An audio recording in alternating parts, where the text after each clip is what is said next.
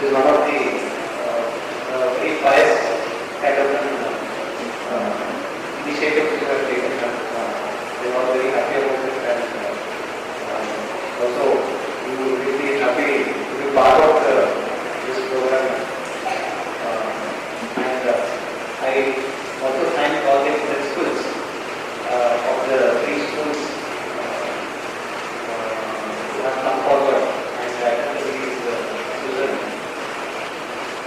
And all the children అందరికీ మీరు మీకు వచ్చినటువంటి అవకాశాన్ని అందరూ సదుపయోగించుకోవాలి, మంచిగా చదువుకోవాలి, చదువుకొని ముందు భవిష్యత్తులో మంచి స్థాయిలో ఎదగాలని నేను దేవుడిని కోరుతాను. మీరందరూ కూడా మంచి స్థాయిలో వచ్చి మీరు కూడా ఇలాగనే